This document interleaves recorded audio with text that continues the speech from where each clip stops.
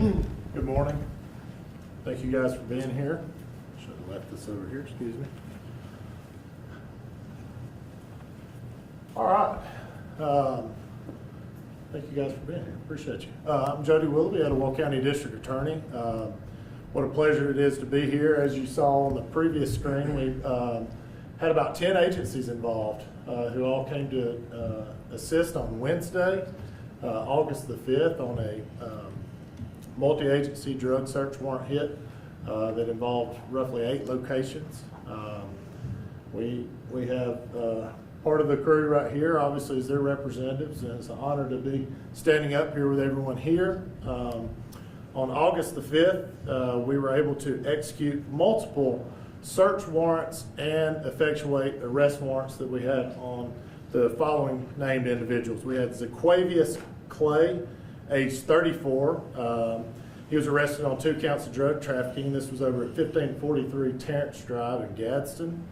We had Dimitri Borden, age 33, arrested 8/5/26 on 2 counts of drug trafficking and unlawful possession of marijuana first at 1553, which was 2 houses down, 1553 Terrence Drive in Gadsden. We had Alexis Buchanan, age 36, arrested on warrants for theft of property and drug trafficking. This was over at the 304 Allen Street address in East Gadsden. David Coates, age 35, arrested on possession of controlled substance and drug trafficking at 2464 East Megan Boulevard, room 138. It's the Holiday Host. Larry Smith Jr., age 27, arrested on 3 counts of drug trafficking. This address was 117 Penn Drive in Gadsden. And we also had Erica Watson arrested on criminal trespass warrant that was pending through the city of Gadsden at the 1408 Piedmont Cutoff Road. We had a Brent Thomas, age 25, arrested for disorderly conduct on an outstanding warrant at 1408 Piedmont Cutoff Road, apartment 729. And a Crystal Wells, age 32, arrested for traffic warrants to the city of Gadsden Police Department at the 1553 address.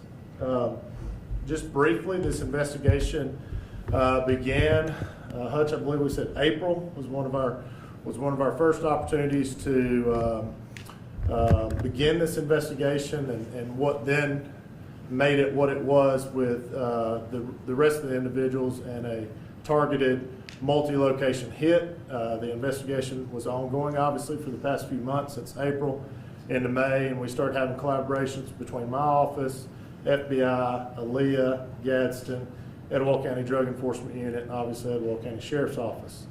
I'm proud to stand here today for what we did and what we achieved collectively. It has been a benchmark for me since I began as DA, August the 17th of 2015, about what this thing looks like to work together.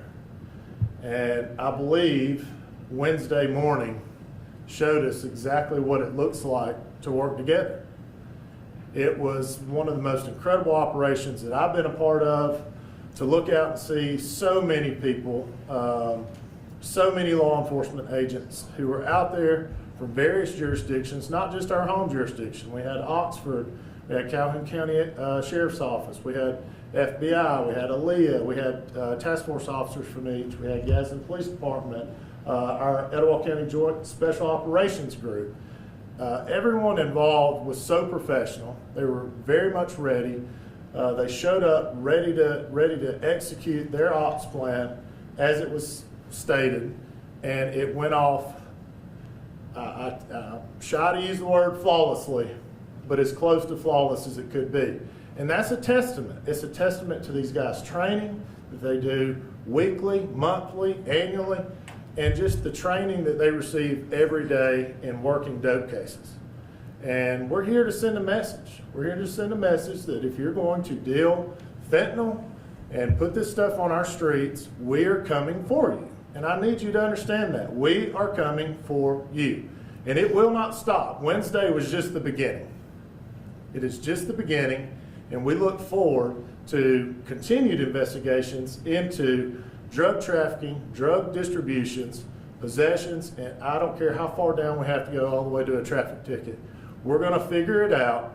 This is what these guys do. It's important to me. It's important to this community. We're sick of seeing the overdoses that we see. We're tired of people distributing and trafficking fentanyl into our area.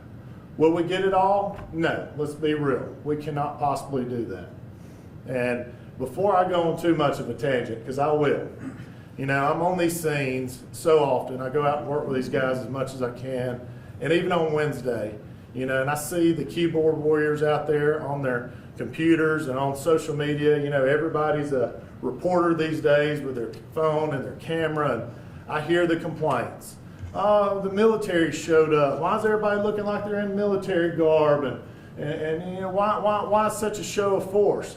I'll tell you, the first house I walked into, I'm looking at a full auto weapon laying right there on the counter, to where it could be grabbed and just sprayed with over 100-round drum. That's why. Because we're trying to protect ourselves. We're trying to protect this community. And so, you know what I want it to look like? I want it to look like the military. I want them to show up in tanks. I want them to show up protected. I want them to show up with a full force so that we're going home at the end of the day. That's what I want to see. We're going to go home at the end of the day, and at the end of the day, we're going to be safe. And I tell you what, these guys, man, I just cannot explain to you the professionalism that was showed, the standards in which they operate at, and, you know, again, being on scene with all these guys, I went from scene to scene to scene. You hear the same thing. Nothing's going on in my house. Nothing's going on in my house. It absolutely is. It's right in front of you. It didn't take us 2 steps inside the door that we saw drugs, money, guns, whatever it may be. So if you see us, know that we're going to bring the full force, and the full force is what's needed. And at the end of the day, what's most important is everyone's safe and that we all go home, right? Getting the drugs and the guns off the street is incredible, but if we can effectuate these arrests and these search warrants without any injuries or any loss of life, that's the win for me. So again, I know there's going to be some more, and I'm going to come back up here in a little bit, and I'll take some Q&A and finish this out. So at this time, Tony, I cannot remember who you said to turn it over to. We have U.S. Attorney Phil Williams. Obviously, this is his backyard, and I couldn't thank you enough for being here today, sir, and whatever words that you may have of encouragement for everyone. Thank you. Well, I'll tell you what, I'm ready to hunt bear with a switch after that. My name is Phil Williams. I'm the U.S. Attorney for the Northern District of Alabama, and for those who aren't familiar, that is literally almost half the state of Alabama, 31 counties. And I'll be honest with you, I share some of the same sentiments that I heard from DA Willoughby. I am proud of this particular moment. I am very proud of it. I'm proud that my office was able to play a part in helping bring some of it together. I'm also proud to watch this complex, multi-agency operation take place, and like you said, for the most part, flawlessly. That is herding cats, y'all. And to get that much done in one morning with simultaneous hits on 8 different locations, to take down all that you did. Congratulations to all of you. To the men and women in blue, thank you for what you do, for going on the streets every single day, going to hard places to do hard things, and we need you, and we need more of you. But I appreciate you very much for what you've done. I'll also tell you too, Jody alluded to it, this is my hometown, so I'm proud of that. Very proud. I see 31 counties. I have a large staff of prosecutors with offices in both Birmingham and Huntsville. But to be here in my hometown, the place where I go downtown and go out to eat with my grandkids and all the things that, you know, life means when you're living here in a town like this, to watch this happen in my town is just nothing but good. I'll just be honest with you. What you saw on this operation fits precisely within the confines of Operation Take Back America, which is the Trump administration's Department of Justice effort to clean up the illicit criminal activity that has constantly been bringing drugs into our streets. Within all that, I'll say too that not only are we directly in line, but I'll tell you, my office stands ready to do whatever else you need. The U.S. Attorney's Office, all of our prosecutors, we work closely with our federal partners, but what I also love is what we saw in this, and that's that we also work with our state and local partners. There's no room for turf wars in something like this. What you saw on this particular operation is exactly the way it should be. It was a concerted effort by every level of law enforcement and prosecution to bring something down that did not need to give a chance to stand up in our communities. So, Jody, I'm stoked, I'm happy, and I'm glad to be seeing it in my own town. And again, I commit to you, my friend, that anything my office can do to assist, we're there for you. Outstanding. Thank you. I'll be followed now by FBI Special Agent in Charge, Dave Fitzgibbons. Thank you. Thank you, U.S. Attorney. Good morning, everyone. My name is Dave Fitzgibbons, Special Agent in Charge of the FBI Birmingham Field Office. And we're here today to really highlight the significance of this operation and its resounding success. What happens when we have law enforcement professionals come together, state, local, federal, many of whom are in this room here today. When we combine our resources, our agencies, and we put this community first, this is what happens in protecting the American people and upholding the Constitution of the United States. I couldn't be more proud of our North Alabama Criminal Enterprise Task Force and their commitment to partnerships. But make no mistake, as you heard our district attorney and U.S. attorney say, the goal of this operation is to go after the worst of the worst. Those that are trafficking dangerous drugs, flooding our communities with poison. And we're going to continue to work shoulder to shoulder with our partners to crush violent crime. For the FBI, this plays into a larger national initiative called Summer Heat 2.0, and as the U.S. Attorney mentioned, falls into Take Back America. We're surging significant resources across the country and right here in North Alabama in the 31 counties to protect the community, keep dangerous drugs and pedophiles and all violent crime out of the community. The impact speaks for itself, right? 5 drug traffickers arrested, a pound of fentanyl taken off the streets, multiple vehicles seized, several firearms seized, over $8,000 cash. But it all starts and ends with partnerships. Partnerships are at the forefront of everything we do. Not one agency does it alone, right? We need to leverage each other's resources, access, authorities, and capabilities. We care about the people of Gadsden and Etowah County. We care about the people of Alabama. And in closing, let me just reiterate, we're going to continue to work relentlessly with our partners in this community to hold accountable criminals who are profiting off death, off violence, and off addiction. And the FBI will stop at nothing to protect our community and to go after those that are cartels, whether it's transnational organized crime, drug traffickers, that we're going to dismantle these networks pushing dangerous drugs right here in our backyard. We're united, we're focused, and we're here to keep Alabama safer. Thank you, and I'm going to turn it over to the ALEA Chief, Lockridge. Thank you. Morning. My name is Chief Sean Lockridge with Alabama State Bureau of Investigations.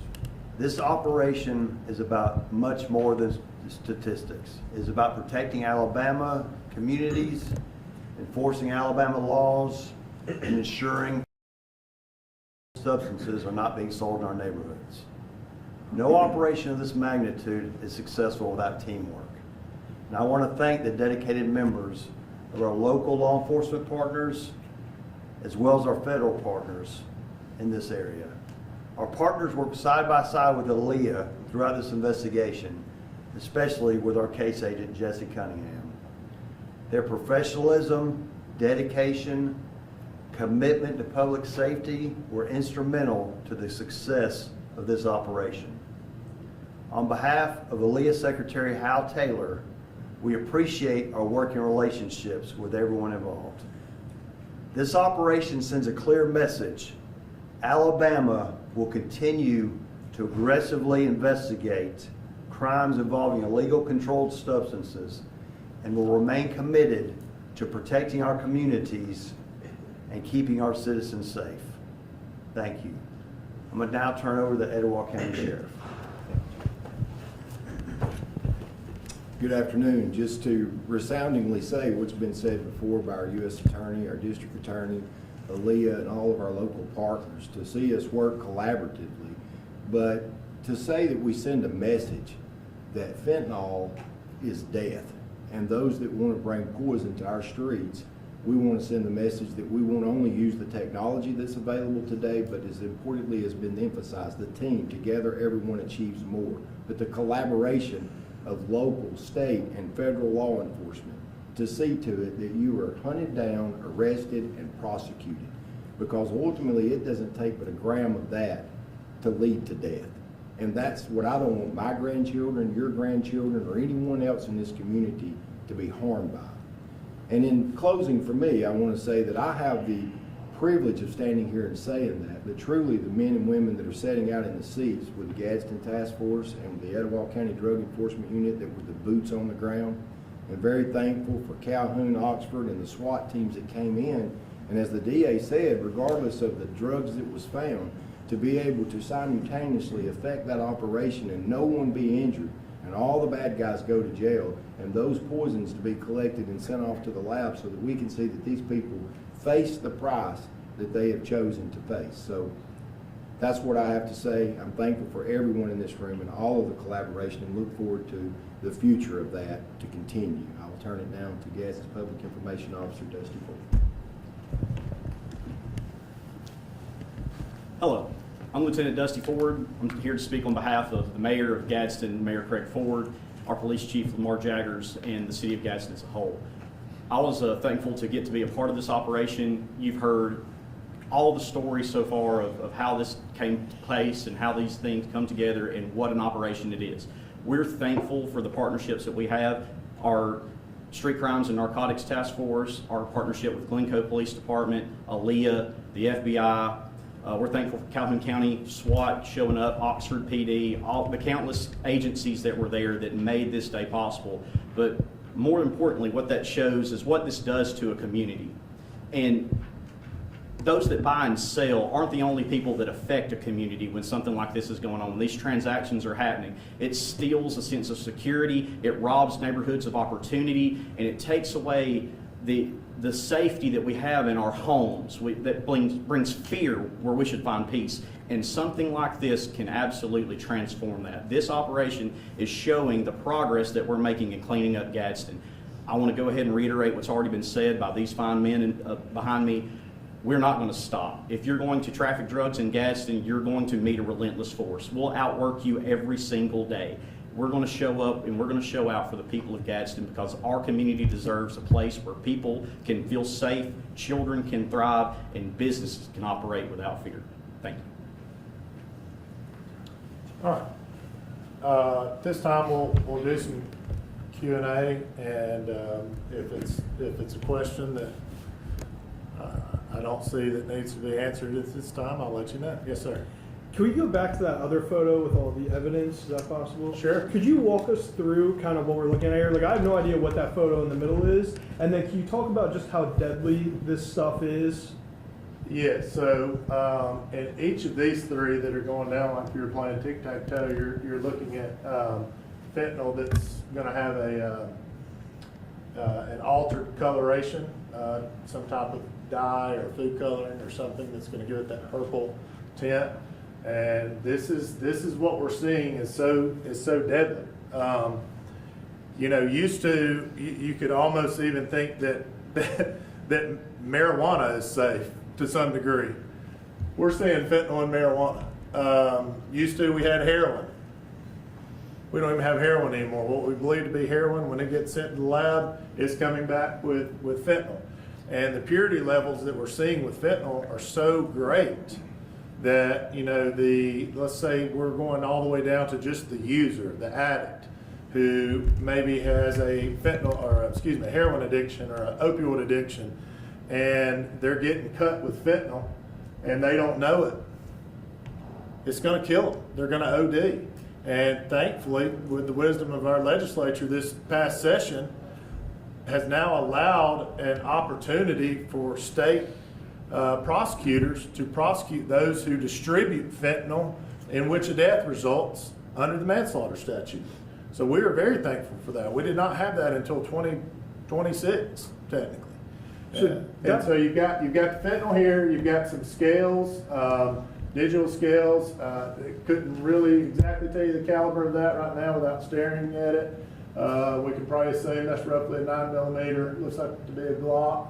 some potential either marijuana or synthetic, and then, of course, money. So as far as deadly, this right here, any of you guys know roughly about how much that was? Any of my guys over here? 1.1 pounds. This was the 1.1 pounds. Extremely deadly.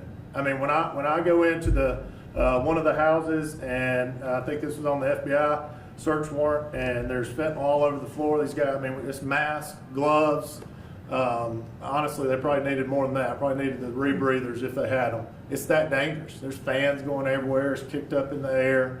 That it's not just dangerous to the people they're selling to. It's dangerous to all of us. It's dangerous to the people even around who are trying to do the job of getting rid of it. So, Do you have any idea where this is this originating in Gadsden? Is this being shipped in from somewhere else? I feel confident in telling you that it's not originating in Gadsden, and I'll just leave it at that. How important was the collaboration on this? I mean, is this something that any of the departments get done on their own? Yeah, I mean, we couldn't have pulled it off, right? I mean, we have one of the most incredible Joint Special Operations group here in Etowah County. I mean, I see them train, I work with them, I know their prior ops, I know the things that they do, and you just couldn't have done 8. I need to reiterate this again: simultaneous on-target hits with just the one local agency, right? You just couldn't. And there was no hesitation by any of the partner agencies. I think there were 10 on the screen when I first walked up, that from federal all the way down to our neighboring counties and cities. It just couldn't have been possible without them. Are you confident that getting this off the street saved lives? 1,000,000%. It saved lives for now. But you know, it's not just the fentanyl, right? I mean, the fentanyl is the overarching issue, but what we see and what we know is that the drug trafficking is not just about the drug trade. I mean, everything spins off from that. Whether it's a capital murder case because someone got shorted and they got shot from a vehicle, or a robbery, or a burglary in the home, or whatever violence is going on, all the way down to someone driving while intoxicated because they're on fentanyl or whatever drug of choice it may be. So it touches every part of the criminal justice system in almost every case that's in my office, all the way down to a domestic case. Are you seeing an increase in fentanyl? I mean, this seems like a lot of fentanyl. Is this something you're seeing statewide increase recently? I wouldn't just say recently. I mean, I would say in the past at least 5 years plus. I mean, we still have a huge methamphetamine issue. You know, it's very prevalent here. But fentanyl, because of its lethality and its instant lethality, it gets that heightened awareness with law enforcement and how dangerous it is to the community abroad. Yeah, well, can you speak to the community around here? You know, a lot of people know this stuff is going on in their community, and they're allowing this to happen in their community. And like you say, you have these Facebook warriors that want to get online and paint you guys in a bad light, but it's almost like they're trying to run interference while you're out there trying to do your job. What message would you have for these communities that know this stuff is going on and won't say nothing? Reggie, I don't know if you want my full message. You know, I think Dusty hit on it. I think there is a certain element of fear, because the dudes that we're talking about and that were taken down just in this op, and obviously we're talking in a vacuum, right, about this one op. But there's fear in the community. I mean, if someone feels like, well, if I say something and it gets back that I'm the one that said something, they know these guys are armed to the teeth. I mean, they look like they're going to war. Right? When we go in their house, they look like they're going to war, which is why we have to go to war when we're out there. And so the message to me is we have confidential means where anonymity can be at the forefront of reporting things that you're seeing, things that are going on in your neighborhood. We have a tip line right here with Etowah County Drug Enforcement Unit. I preach it all the time. Call it. If something's going on that you think is happening in your neighborhood, maybe there's more cars happening at 2 a.m. or more traffic or something just seems off, just at least call. Give us a chance. Give us a chance, right?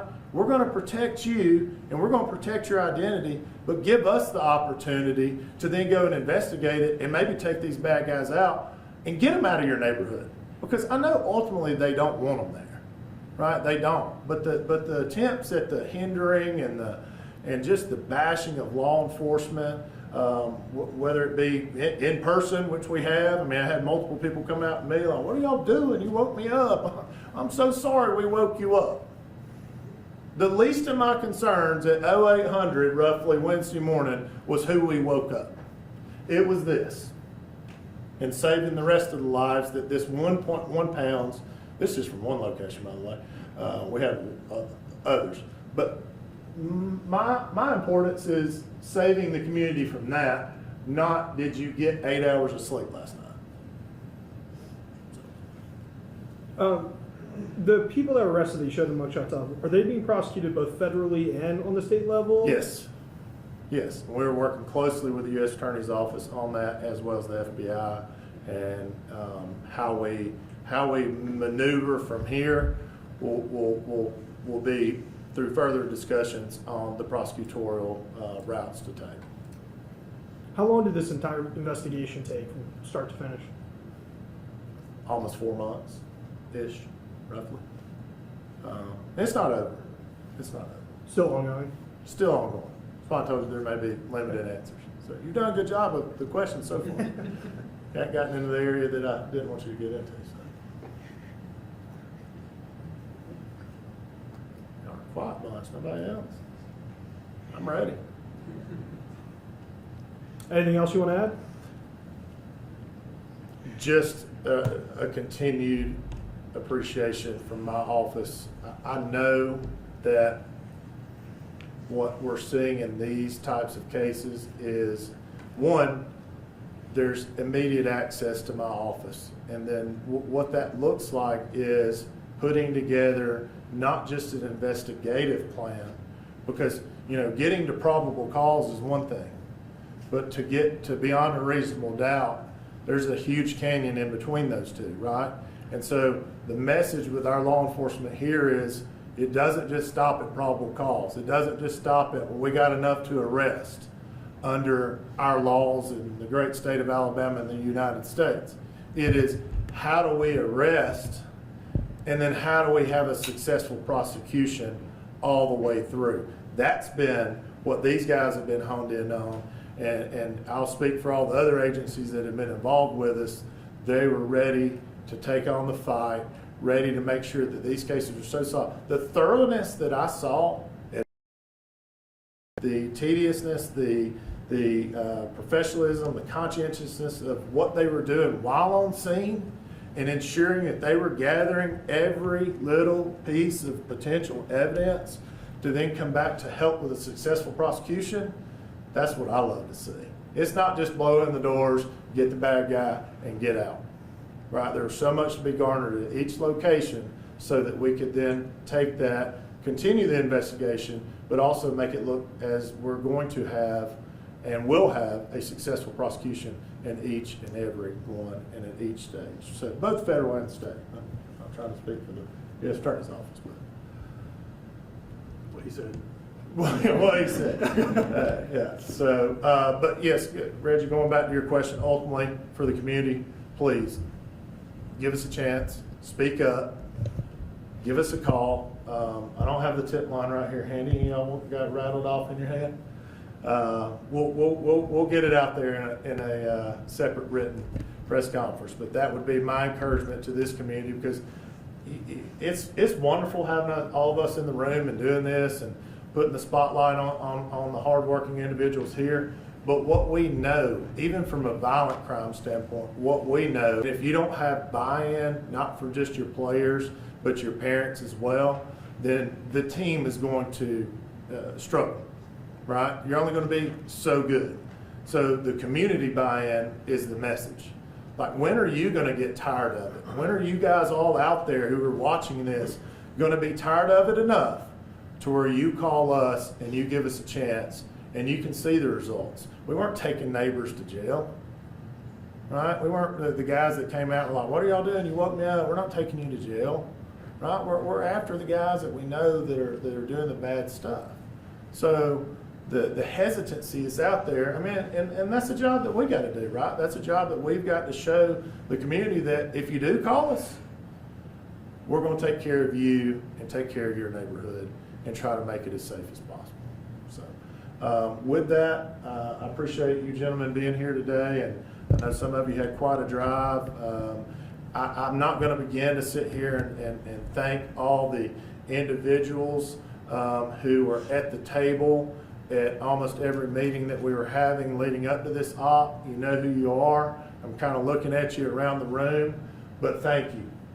Thank you, because if I start with one, I'm going to leave 8 of them out.